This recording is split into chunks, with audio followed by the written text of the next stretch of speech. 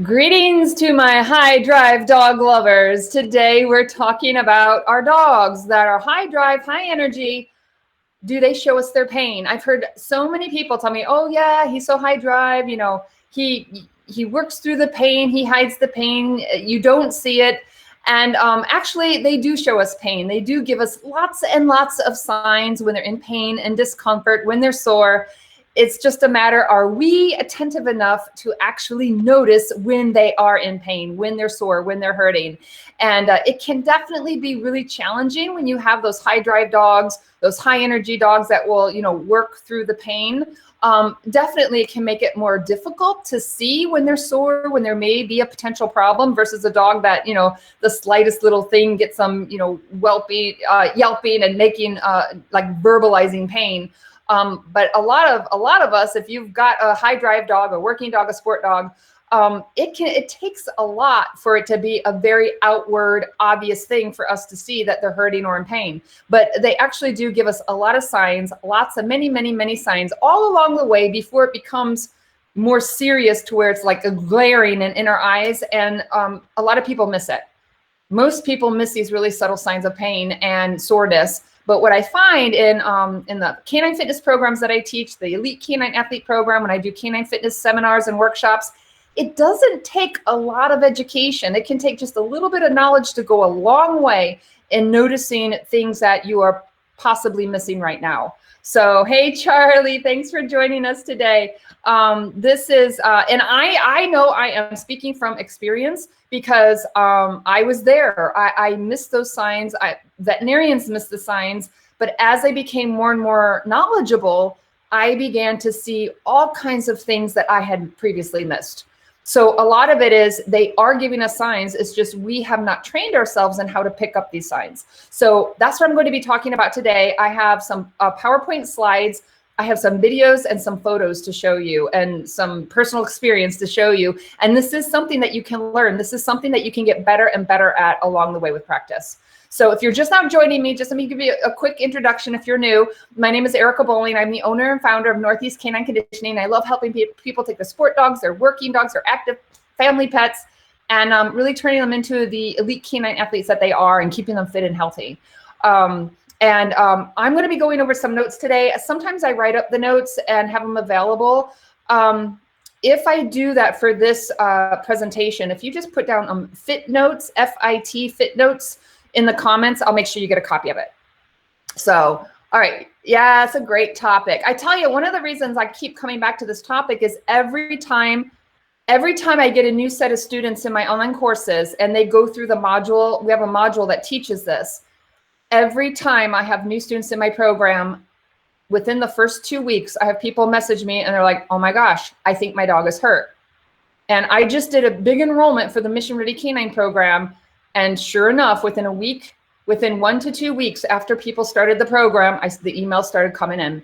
They're like, hey, Erica, I watched this video. I watched this lesson. You know what? I think there's something wrong with my dog. It happens every single time that I do this. So, hey, Bridget, thanks for joining us. I just saw your first name at first. I was thinking you were my sister because her name's Bridget too, but then I saw the last name. So, thanks for joining us. Let's dive right in because I have a lot to cover today. All right, so let's dive in. So I kind of categorize these changes into 3 things. And then each one I'm going to break down within the categories. And I'm going to give you some examples. Like I said, I have a couple, hopefully the computer will agree with me today. I have a couple short little videos and photos to show you. So the first thing to look at is changes. And the 3 categorizations, I didn't put them in any particular order. Okay, so the first one is changes in range of motion. And everything that I'm going to be talking about today is anything that is off and different from what is typical and normal for your dog. Okay. So a lot of sport and working dog people are very in tune with their dog. I want you to be even more in tune with your dog. Most people don't kind of take a critical observation, a critical look at their dogs until they think their dog is injured. Then they start observing really, really closely. when your dog is healthy and fit, I want you to observe your dog just as if your dog were injured. That's how closely I want you to watch your dogs, because the more you're in tune with all the little oddities and how they sit, how they stand, how they hold their tail, the more in tune you are with how they are whenever they're fit and healthy, you're going to pick up those very subtle signs way faster. And I'm going to tell you some things to watch for. So most of these are going to be things where you start to see subtle changes, subtle differences from what is normal with your dog and what's not normal. Okay, so let's look at the first one. So the first one is going to be the length of stride. And if you don't know what your dog's normal length of stride is, or if you don't see differences in the length, like the difference between the right leg versus the left leg, this is going to be really hard to notice.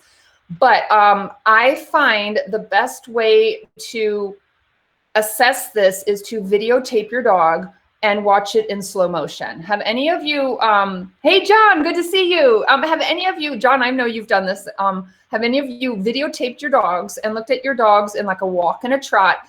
I think the best gait to be doing this and learning this is in the walk and the trot. And if you upload a video into YouTube, I don't know if you know this, but if you upload a video into YouTube, there's a little round settings wheel and you can do slow motion. There's like 3 or 4 different speeds for slow motion. So it's really hard, even to a trained eye, it's really hard to do this without watching in slow motion. You can pick up things in normal speed, but if it's really subtle, especially things like the length of stride, videotaping it and even like drawing lines and pausing it. Whenever they're walking and trotting, look at the range of motion when the front right foot lifts off the ground and then when it lands, and then compare the right to the left. So one of the early signs sometimes when we see an issue is the dog starts to shorten their stride, and it may only be in one leg. But if you're not paying close attention, you're going to miss it, and then you're going to have to wait until your dog is actually hurting to the point of head bobbing, where the dog is actually limping with a head bob. But a lot of times, unless it's a traumatic injury that happens suddenly, like a fall or a blow to the shoulder, if it's something that's been just subtly building, if you want to catch it early before your dog is actually outwardly limping, is look at the length of stride and any changes in the length of stride. That's going to be one way. Another one is the lift of the leg, the height of the leg. So I had a person, this was a student in my elite canine athlete program, and they were analyzing dog gaits. And there was a German Shepherd, I think it was a 7 or 8 years old, and the dog had arthritis. And when they were doing slow motion and watching the dog walking and trotting, one of the front legs, it would lift higher than the other leg. So the elevation of the leg, they were not equal on the right and the left. And there was a distinct difference between the elevation and the lifting of the right leg versus the left leg. And sure enough, the dog had some issues going on. Again, if you don't know what is normal for your dog, I mean, dogs aren't machines. Their bodies aren't perfect. Their range of motion is not going to be exactly perfect, right versus left. So the more you just pay attention to your dog when they're healthy and fit, and then start noticing that, you will pick up very subtle changes. So kind of that lift and the height and the range of motion and the reach, and also that elevation of the lift of the legs. The next thing is the flexibility of the neck. And I actually have a video to show you here.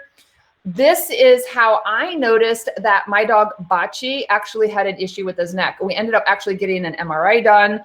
He actually had some deterioration of some discs in his neck, and he had some slight narrowing of the spinal canal. And the early signs that there was a neck issue was the way he was holding his head, he wasn't lifting it as high as normal. That was one thing, is just his head position. But I actually kind of did a little luring, a flexibility test, kind of right to the left, lateral flexibility, and his range of motion was different on one side versus the other. And normally it's more equal. And so that was a sign. I was like, oh shoot, something's going on with my dog's neck. And it was just a very subtle difference in the flexibility from comparing the left to the right. And I knew that he tended to have more range of motion, and he wasn't turning his head as far. And like I said, I picked up on an injury. That was the first sign that I noticed. The next thing is the flexibility in the torso. So it's the same thing as kind of doing and I have a video I'll show you, doing some kind of stretching, dynamic stretching where you're lowering them maybe with some food, some dynamic stretching, and you're looking at how deep, or if your dog does not bend deeply into the like lateral bending, that can be, it could be a sign that your dog is not very flexible and your dog needs more work on one side. But this is where knowing your dog, what is your dog's range of motion when your dog is healthy and fit versus, you know, if your dog falls off the A-frame and you're suspicious that something's wrong. So the flexibility in the torso. And then here's the other thing is in the, like a gait analysis and movement is looking at the placement of the feet. So, so it could be something as subtle as how does the dog's feet track? Like where does the foot land? And when one foot lifts up, like when the front foot lifts and the back foot, you know, kind of steps in place of the front feet, how are the feet tracking? Are they tracking straight? Are they toeing out? I see some dogs where they kind of do this like little, like a circling in or circling out. And so again, no dog is going to move perfectly. So what is your dog's normal movement? Watch behind the dog, get it eye level, watch behind the dog, watch in front of the dog, and watch the feet and the placement of the feet. Again, video recording and watching it in slow motion is going to be really, really helpful. So the first thing is, when is your dog healthy? How is your dog striding? And then learning those movements, what is normal for your dog, and pay attention, and you will pick up on very slight changes, which could potentially mean a soreness or pain. So, hey, Colleen, thank you for joining us. I know you've done some video analyses with dogs in slow motion with us. So that is the placement of the feet. I think I have one more here. Maybe not. Maybe no. Okay. The next one.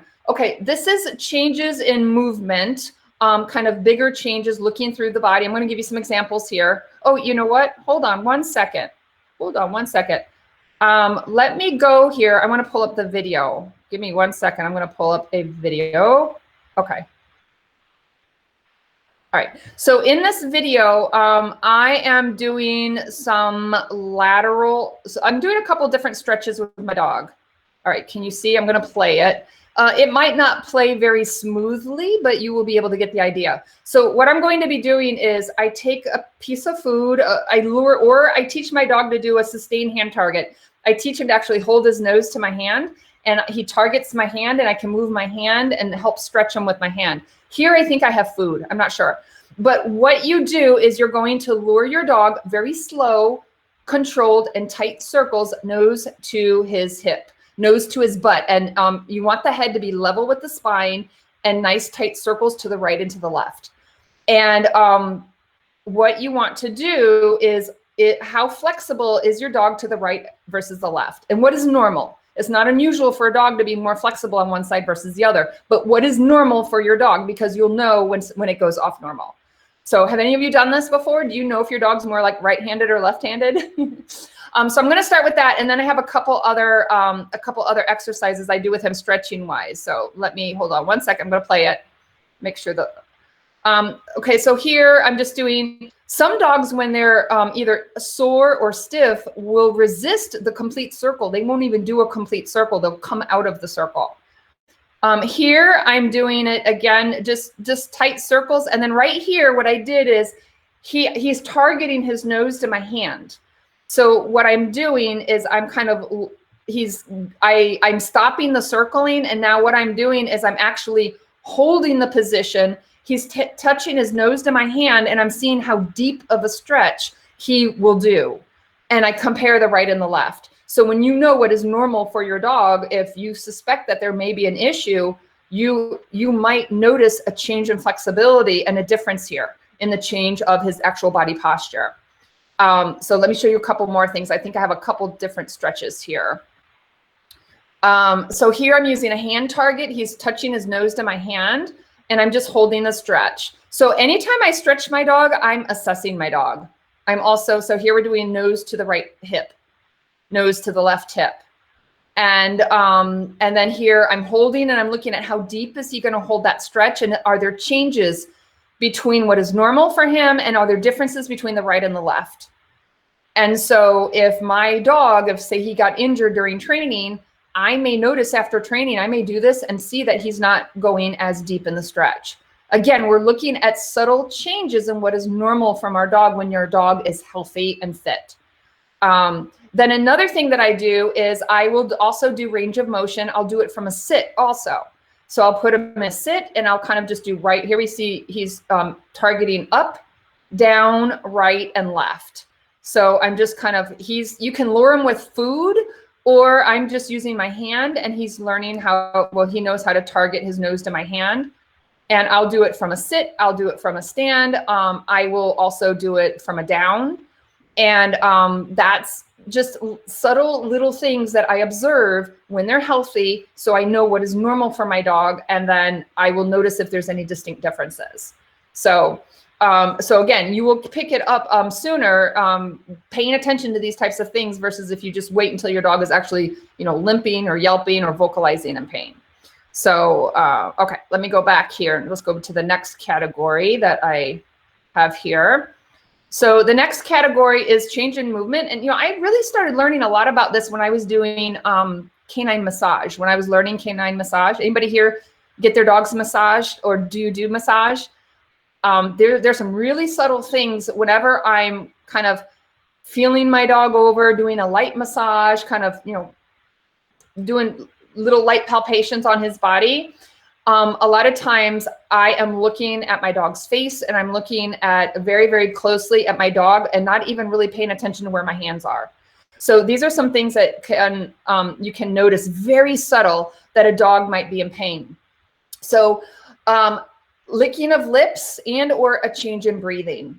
So when I'm massaging a dog, or if I'm running my hand over an area that I think my dog potentially hurt himself, or even if I don't think he's sore, but I happen to get elicit this response, is if I'm massaging my dog, and this happened with Bachi with his lower back, is as I was kind of massaging and he's laying down and relaxing, when I run my hand over that sore spot, sometimes what he'll do is his breathing changes as my hand goes over the sore area, or if I'm putting pressure on the sore area.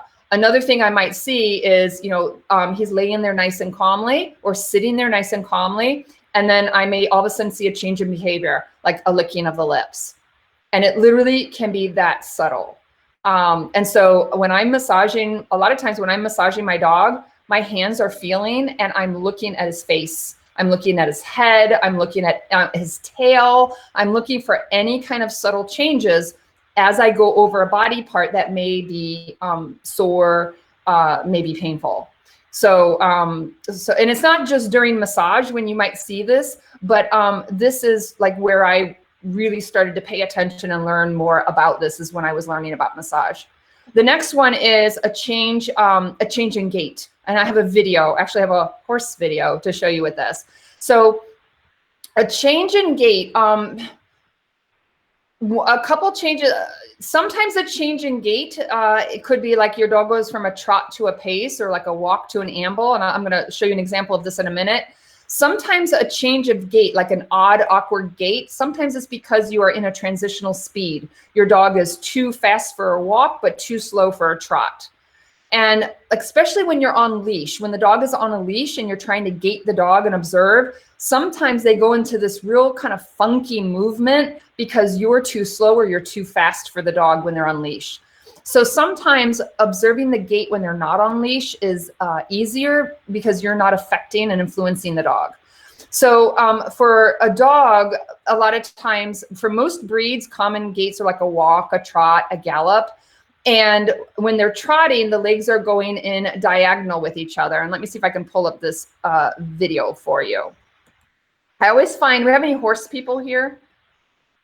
I always find it's kind of easier to teach this and to demonstrate this with horses. So let me pull up this other, here we go. I'm gonna pull up this other video here. Okay, so in this video, I have a horse and the horse is actually trotting. And the trot movement, when you look at the trot, the legs are moving in diagonal. So the front right foot moves forward when the back left foot moves forward. The front left foot forward will move forward when the back right. So they're the legs that are diagonal are moving in unison. So watch the movement. And like I said, I'm just using a horse because I think it's easier to train the eye how to observe this by watching horses. So this horse is trotting. So you see how the legs are in diagonal. A trot is a 2-beat gait. And you'll see, let me do it again. It's a 2-beat gait because those the diagonal feet are rising and landing at the same time. So it's a 1-2, 1-2 gait.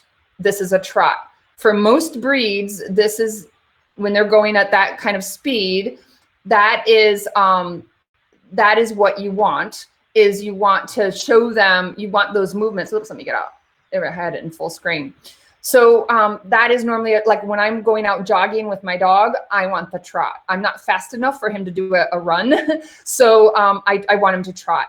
What happens is when dogs maybe get fatigued, when they get tired, when they're wanting to conserve energy, sometimes when they're sore, when they're in pain, sometimes when they have back problems, they start pacing.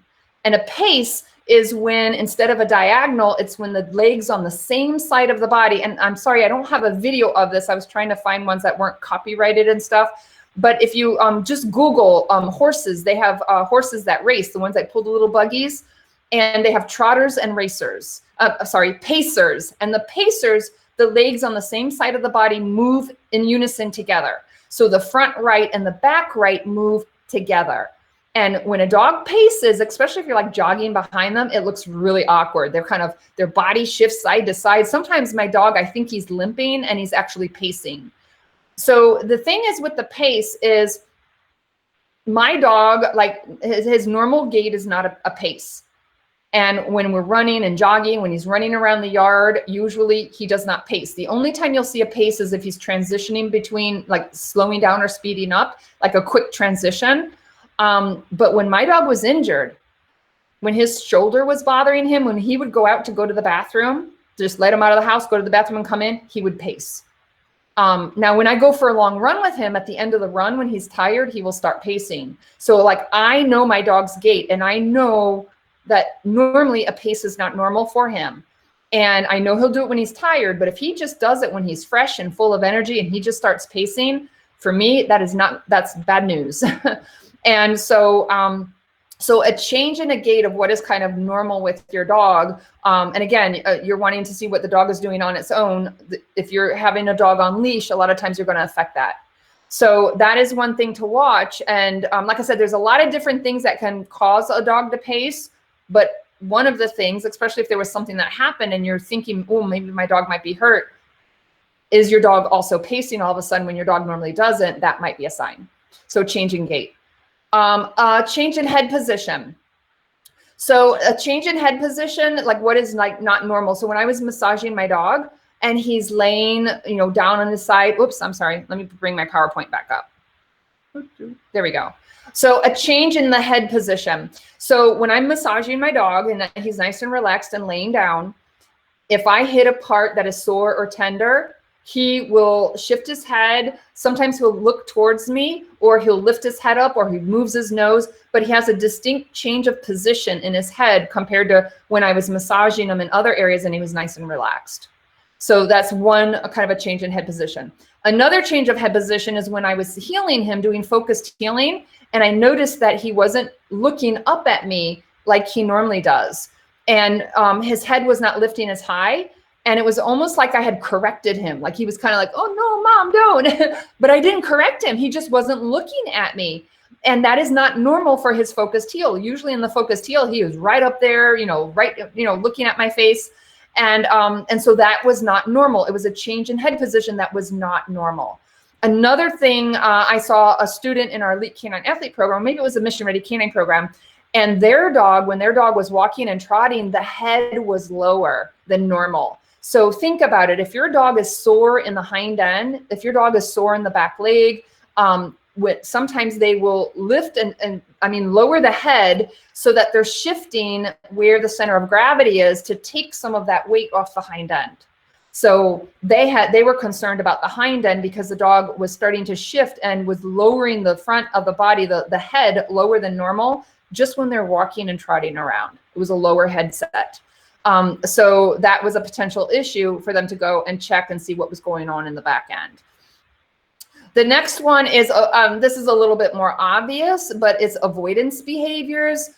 Here's what I see in the sport and working dog world is a lot of times when the dog does the avoidance behavior, they treat it as a training problem. And sometimes it is, right? Sometimes it is that it's a training issue. But here's the thing is, what is normal for your dog? Is your dog normally a really good jumper? Is your dog, this happened one time when I was working with some police officers, and the dog didn't want to jump in the car. And he was like, this is really weird because like my dog always jumps in the car. And all of a sudden the dog didn't want to jump in the car. I've had people who are like, the dog suddenly hesitated before jumping on the bed. I've had other things where a friend was sending a dog over a hurdle and the dog was refusing to jump. And sometimes it is a training problem. Sometimes it is a lack of focus from your dog, but you know your dog best. And you know how your dog normally behaves when your dog is training and jumping. And if something just doesn't seem right, go with your gut. I find more often than not, your gut is correct. But I do tend to see, I would say, and I'm guilty of it. I mean, I've done this, but I have seen a lot of times very, very good trainers, very good handlers, super, super knowledgeable. And when the dog is having, you know, kind of avoidance or behavior issues, you know, training issues, sometimes it's because the dog is actually hurting. So keep that in mind next time you're getting frustrated during training class. Hopefully your dog's not hurting, but just be aware that that could be why your dog is behaving in that way. The next one is, this is an obvious, a head bobbing, you know, that limping, the head bobbing. Hopefully you'll be able to pick up on stuff before it gets to that severe, because it has to be pretty significant in the pain for your dog to be having that drastic of a head bob for the naked eye to actually, human naked eye to actually notice it. So the head bobbing is another one. Let's see, I think I have a couple more here. Okay, slipping of the feet. I've seen this with my dog. So I've seen this in a couple different areas. I've seen this in French ring when I was sending my dog down the field for in bite work for a face attack or a flea attack where he's running full speed to go bite the decoy. I've also seen this in the kitchen with my dog. So my one dog, Knox, has had periodically he'll get some issues with his shoulder. And one of the first times I noticed it is when we were doing protection work and he was running down the field. And as he was turning, when the decoy was changing direction and he went to turn, his one leg his front leg just kind of slipped. It's like he stumbled. It's like his leg slipped from under him and then he recovered and then just kept running and bit the decoy. No limping or anything. It was just kind of that slip of that one leg underneath. And he did it maybe once or twice when normally he doesn't. And then the other week when his shoulder was bothering him, he tweaked it again. When he was running on a slick surface and didn't have as much traction, that the leg that he had been limping on previously, like the week before, that leg kind of slipped out from under him. And even when he was just sitting nice and square, that front right leg would kind of start sliding sideways because it's not as strong. I mean, it could be just the dog is weaker, but the thing is it was doing it more than normal. Like normally when he's good, strong, and healthy, that right foot doesn't just keep sliding out from under him. And so I noticed that leg slipping, kind of slipping in the sit. And I also noticed when he was like running full speed and made a quick turn. And like I said, that was not normal for him when he's healthy and strong. So that kind of slipping of the feet under the body. Another thing that I've noticed, and I mean, I've also seen this dog where they've had shoulder issues, is sometimes what you'll see is when your dog is in a down position and they're usually like a sphinx, like a nice square down. And then you get a dog that starts having shoulder issues and you notice that when they're in the down, they hold that injured shoulder, they kind of stick that elbow out. And like I said, a lot of these dogs, these high drive dogs, like you'll never see a limp, not with the naked eye. You won't visually see a limp, but these are the types of things that you're starting to notice that there's an injury. Did any of you, Susan Garrett, she had a dog that had shoulder issues and she went to VOSM, the Veterinary Orthopedic Sports Medicine in Maryland. And they actually did like a whole Facebook Live on this. And these were some of the things that the signs that her dog was showing, her Border Collie, that the dog had a shoulder issue. And it was very subtle, very subtle. So that slipping of the feet. The next one is knocking over of jumps. So this goes back to, when you're agility or, whatever type of sport you might be doing. If your dog has hurdles and jumping, and maybe your dog is normally a really, really good jumper, and all of a sudden your dog just keeps knocking things over. And I mean, this could be shoulder. This is also a common thing I've seen with people with dogs with an iliopsoas injury. That's that the muscle, we have a group of muscles is deep in the groin area. And there's a lot of dogs that have, and that's what my dog Bachi had, was an iliopsoas, a pulled muscle there in the groin area. And he never really limped, but the way he was sitting, and I had never noticed it on knocking things over and jumping, but I've heard of a lot of agility dogs where that's like the only sign they see is the dog starts hitting the jumps. And like I said, that's the only thing they see, and the dog is actually injured. So that is one example there. Now, so I showed you the horse, I showed you the flexibility, and now I'm going to show you a couple photos in just a second. So the third category is changes in just kind of the overall appearance and demeanor of the dog. And let me give you some examples here. So the first one is a shifting of weight.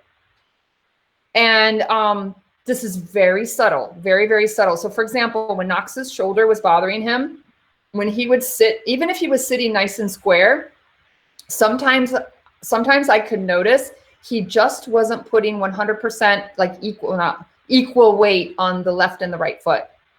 And sometimes you'll see it in a sit, sometimes you'll see it in a stand. You'll either see a shifting of weight, or they're standing squarely or sitting squarely, but you notice that there's just a little bit, you can tell that there's not quite that full pressure on one leg. So it's just kind of either a constant shift, or the dog is actually won't hold the position. So that slight shift of weight, very, very, very subtle, very subtle. But a lot of times those are things that you can pick up on and catch it and start treating it or resting your dog before it gets any serious. So, hey, Michelle, thank you for joining us. Oh, you said well-timed topic. I hope you don't have an injured dog. The next one, uneven hips. Again, anytime you're looking at things that are off balance and kind of a lack of symmetry. Now, your dog may have a very sloppy down. Your dog may have a habit of always turning to one hip, and maybe it's just a bad habit. But let's say that your dog frequently is nice and square. Your dog sits squarely, your dog down squarely, and then you have a real hard training day, and all of a sudden you start noticing your dog's hips are just off center. And your dog's doing it repeatedly, right? So any signs of imbalance, that's a potential sign of a weakness, maybe an injury.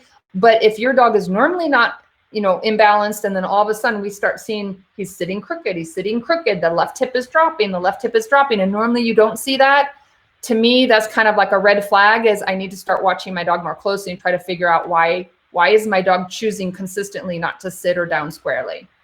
So with my dog, this was a sign that I saw in the iliopsoas injury. We really didn't see limping, but we saw he was uneven when he was in a down and a sit, and his hips were uneven, because he would kind of open up that hip to relieve pressure where the pain was, right in the groin area. The next one is knees or feet turned out. Now, some dogs just naturally always, they're sloppy and they're toed out and their knees are out. But again, what is normal for your dog? And are you seeing changes in what's normal? So now here's the thing is, I have a lot of people that do my courses. They think what they're seeing is normal, right? Their dog is just crooked feet or, sloppy sitting. And they think, well, my dog's just sloppy. But then they start learning what to watch for, and they start paying really close attention, and they try to get the dog, can I get him to sit squarely? And like I said, there's always at least one or two students, and they're like, I thought my dog was just sloppy, but I actually think my dog has a problem. And I've had people numerous times end up going to the vet after doing this module in the course and then finding out their dog indeed was injured. They just didn't know what to look for. And so just going through a simple lesson like what we're doing now, they were starting to pay more attention. So with Bachi and his injury in the groin, that pulled muscle, we did see this. When he would sit, that he was worse on the left side. It became chronic on the left and the right because I didn't know any better and we didn't diagnose it, and I kept working him. He wasn't limping, but he was worse on the left side. So Colleen said uneven hips sent you to the vet to find a broken pelvis. She had no other signs. That's crazy. Yeah. It's crazy that, you know, these dogs, they've gone in these dogs, like when they were talking with Susan Garrett, right? And very subtle, very subtle. And some of these agility dogs, like they're not limping. There's no real big warning. They go in and they start looking around and, you know, it's just all torn up in the shoulder. But the dogs are out there competing and running and jumping, and you would never know because, well, you would know if you knew to watch for these signs, right? But if you don't know what to watch for, you would think, oh my gosh, I had no idea my dog was hurt. But if you started noticing these subtle things, which Susan did see, her dog was, you know, that leg was coming out. Those are things to notice. You know, a lot of people, they're like, oh, I had no idea my dog was out there competing yesterday. I had no idea. Well, probably their dog was giving them subtle signs. They just didn't know what to look for, right? And changes, subtle changes. The next one, I already mentioned this, the head lower than normal, where I was talking about the dog that had the hind end issue, and they were just trying to shift the center of gravity to alleviate that pain off the hind end. Ear position. I've got a photo for this in a story. Give me 1 second. I'm going to show you that photo. A change in ear position. And I already mentioned this uneven distribution of weight across the feet. So this is Bocce.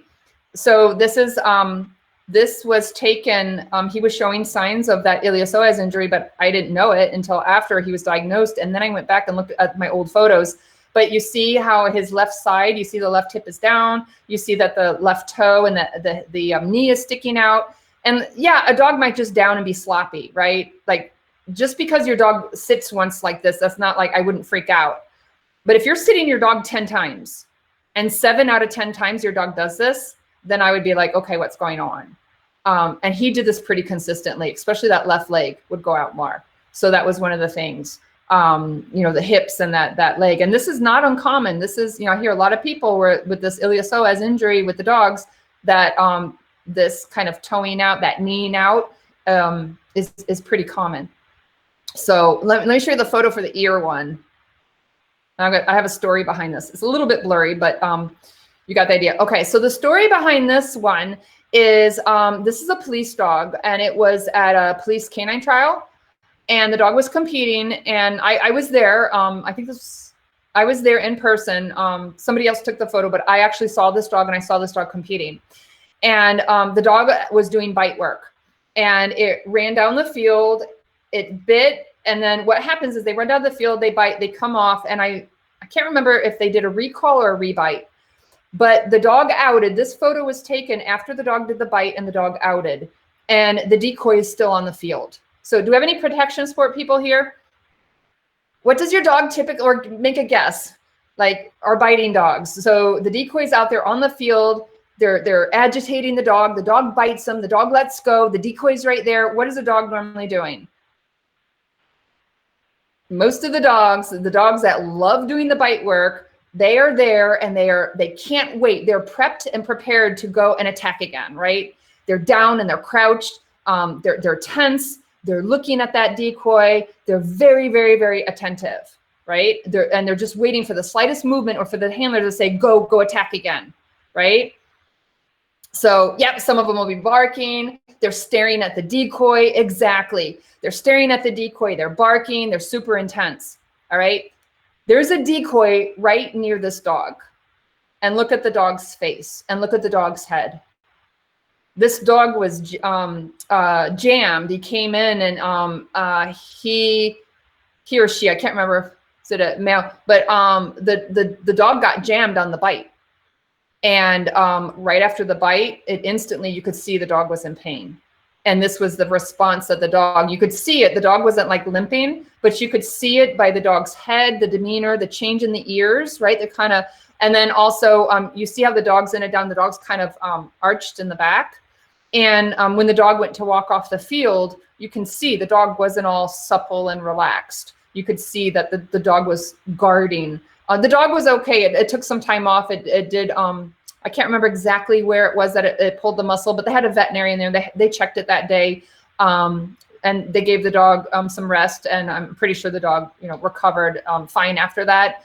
But it was so distinct immediately after the bite. It happened when they came in for the bite and they let go, went into the down, and this was immediately the response of the dog when the decoy was right in front of the dog. And like I said, if you have a dog that loves bite work and loves biting the decoy, unless if the handler were right next to the dog and the ear is like paying attention, like, where's my handler? But that's not what was happening here. The ear was not, trying to listen to the handler. This was the whole demeanor of the dog immediately after it came off the bite. So that's an example. So, I mean, and there are other dogs, like another thing that you might see a dog, like if a dog is used to being corrected. So this is where knowing your dog is important, because, I know people that say if you're correcting the dog's not outing, and they're correcting with an e-collar, they're correcting with the leash, correcting. Some dogs, what they do is when the handler says out, or blows a whistle and they're supposed to out, the dog is anticipating a correction. And so you'll see dogs do this sometimes because they're associating outing with an immediate correction coming afterwards. But like I said, if you saw this, it was very clear that that's not what was happening here. Because the demeanor of the dog here was totally different from any, all the previous, the bite previously and everything else. But that's where knowing your dog really well, listening to your gut and paying attention to these subtle signs is really important. So now there are more, I mean, I could go on and on with, subtle signs and things to watch for, but these are kind of some of the more immediate ones and a lot of the common ones that I teach, and the ones that people, you go through a short little instruction from me where something like this, people can go out right away and start applying this new knowledge and start really observing their dogs really closely. But these are some of the ones that I've seen in my own dogs, ones that I've seen with other people's dogs. And these are the types of things when I'm teaching the program, our Mission Ready Canine, our Elite Canine Athlete, where people have gone out and they're like, gosh, I think something's wrong with my dog. And anytime you have any gut feeling, that something's not right, get your dog checked. And if everybody around you is saying that you're a hypochondriac and you're imagining it, I've gotten that, like, listen to your gut, because I had repeatedly veterinarians telling me that my dog was fine. And my gut kept telling me something's not right. And I had veterinarians go and manipulate the leg and move it and bend it. Dog acted fine. Finally, I found a physical therapist who knew exactly how to palpate that muscle. And within 2 minutes, she went in, put pressure on the right muscle, and immediately my dog tried to eat her in pain. Like he was like, you could tell his reaction was to he wanted to bite her because she hit that painful area. And the other veterinarians had missed it because they did not hit that muscle in that right way to elicit the pain response. So I had 2 veterinarians telling me, he's not limping, keep working on him, he's fine. And then I had some of my colleagues, my French ring colleagues, they were like, oh, Erica's babying her dog. But my gut was like, my dog is not acting right. I know my dog, something is not right. And I was not educated enough. I didn't know how to observe my dog. This is what triggered all the canine fitness that I learned. So my gut said something's not right with my dog, but I didn't know how to observe my dog like this. All I knew was I don't agree with they're saying my dog's fine. I'm like, no. So I did get a diagnosis, and somebody was able to find that pain. So if you're suspicious, if your gut says something, get it looked at. And even if you have somebody say, hey, your dog's fine, go back to work. If your gut is still a little bit, I don't know, get a second opinion. But these are the types of things that I've watched for that have helped me to pick up things early. So awesome. So again, I'm not sure. I think I might write up some notes from today. If you're interested in getting the notes, if you just put fit notes in the chat box. If I get some of these notes written up, or maybe even just the bullet points, I can get those to you. But hopefully this is helpful. I mentioned some of this stuff you already knew. Hopefully it might be a reminder, or maybe you learned some new ways to observe your dog. Then I think my last slide here. Yep. So my last slide is if you're wanting to learn more about observing your dog and, assessing, looking at your dog's structure and movement, how to identify your dog's strengths and weaknesses, maybe not injuries, but just their physical strengths and weaknesses. My one dog's strong in the shoulders, my other dog's strong in the hindquarters, and how to build fitness programs. If you're interested in learning and taking a deep dive into canine fitness, we have the Elite Canine Athlete program. It's an online canine, a very comprehensive online canine fitness program. We do emphasize sport and working dogs, fitness for the sport and working dog, but we also, you can also apply it to the family pet dog, right? And it is elitecanineathlete.com. And let me see if I can get the link in the chat box. But the website is Elite Canine, the letter K, the number 9, elitecanineathlete.com, where you can download the brochure. We're getting ready to do pre-registration for our fall semester. Or if you're watching the video replay, even if it's, you know, if we're done enrolling, go ahead and check out that brochure. There is a link for an application. You can quickly fill it out. And what we do is hop on a phone or do a web conference call to go over the details of the program and see if it is indeed a good fit for you, because we have other fitness programs too. But this is our most comprehensive program. So if you're really wanting to get a deep dive into canine fitness, possibly even designing fitness program for your dog and other people's dogs, or teaching fitness, this would be the program to do, because it can lead to becoming a certified canine athlete specialist. And you don't have to do it for certification. You could just do it for the knowledge. But we do get a lot of people that want it for the certification. So yes. Hey, Finn, thanks for joining us. You said, is the video going to be posted? Yes. If you go every Friday at 8:30 p.m. Eastern time on the Northeast Canine Conditioning Facebook business page, if you go to the Facebook business page and go to videos, you'll find we have over like 200 episodes of videos, and they're in chronological order. So you might be watching this somewhere else, but just go to Northeast Canine Conditioning. It's the letter K, the number 9, Northeast Canine Conditioning, the Facebook business page, and go to videos, and the video replay will be there. Yep, and you can, whenever, as soon as we're done live, it processes in a couple minutes, and then you can immediately go and watch it from the beginning. And again, I'm not sure, I will probably have some notes written up, or I'm thinking about doing an article on this. So if you want to get that, just put down fit notes, FIT, fit notes. And when I have that ready, if you're not on our emailing list, you want to get on our email list, or download the brochure and you'll get on our email list, and you'll be notified. When, I'm also going to be doing a free webinar coming up, probably in another 4 or 5 weeks, specific for fitness for the sport and working dog. So, yep. So you can watch it. Awesome. So, okay. Well, that's everything. If you posted a comment or a question, I don't always see all the comments instantly. Sometimes they're delayed. So if you have any questions, don't hesitate to reach out and message me, or comment here with the video or the video replay. And again, I encourage you to check out the Elite Canine Athlete Program if you're interested in a deep dive in canine fitness. Especially if you're interested in sport and working dogs, if you're a dog trainer, if you're wanting to help others, if you're a training director, we have an amazing group of people in the program, very international also. So, all right, I don't see any questions here. Thank you, Colleen. Yeah, Colleen said the program was well worth your time to take it. Yeah, we have a couple graduates here. Feel free to speak up if you're one of our graduates or current students. Let them know what you think of the program. All right, so hopefully I'll see you next Friday, again, 8:30 p.m. Eastern time on the Northeast Canine Conditioning Facebook business page. Sometimes I'll do it on my personal page too. And usually on the second Friday of the month, we do a special topic on for business owners, canine professionals. We usually have kind of a technology spin to it. But the majority of the weeks we have more canine fitness topics, and you can catch the previous shows on our business page under the videos, Northeast Canine Conditioning under the video. So thank you so much for joining us. Hope to catch you next week, and message me if you have any questions. Download the brochure, and hope to see some of you in our program. And I'll talk to you soon. Bye-bye for now.